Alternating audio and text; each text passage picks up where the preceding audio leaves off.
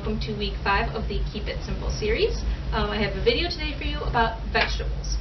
I know that you're probably always told that you need to eat more vegetables to get in that extra serving of vegetables. Vegetables are super healthy, and they are, but sometimes it can seem like it's really hard to get in all of the servings of vegetables, especially if you don't even like vegetables, which is crazy because vegetables are delicious. So I have 2 simple ways that you can prepare vegetables to make them taste better and to get in that extra serving. So the first way, that is my favorite way to eat vegetables, is roasted vegetables.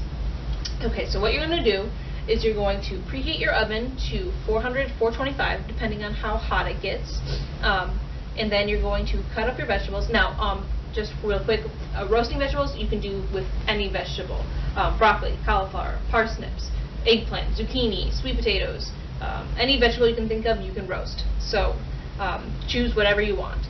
So cut it up into bite-sized pieces and get a big baking sheet. I like one with a lip here so it keeps the vegetables in. And then you're going to line it with, I have my Silpat, which I've talked about before, which is a silicone baking mat. I just line it right there. You can also use parchment paper or aluminum foil, whatever you have.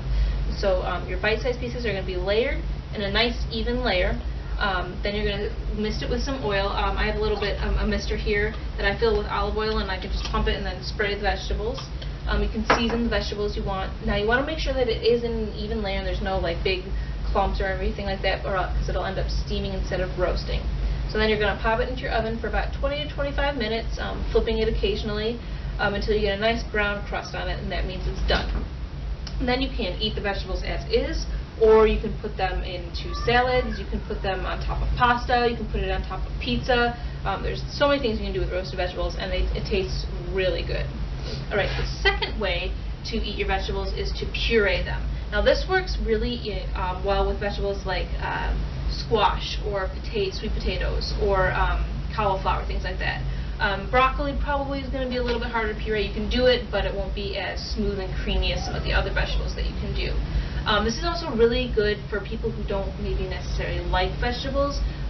It makes it more palatable, and you can also add it into other things where they might not even notice the vegetables are in. So what you're going to do is you're going to get your vegetables and you're going to again cut them up into bite-sized pieces, and then you're going to steam it. I have a little pot that I put water in, and then I have like a steamer basket. So I put it in there, and you're going to steam it for about 15 to 20 minutes. You want these fairly soft so it's easier to puree. And then you can do one of two things. I have an immersion blender, which is just a little hand blender so that I can blend it right in the pot that the vegetables are cooking in, or you can just use a regular blender. So you're going to blend it up so it's nice and smooth and creamy, and then you could add it to whatever. Add it to a sauce, like a pasta sauce, like tomato sauce, or you can add it into soups and stews, or you can even use it in baked goods like breads and muffins and stuff like that.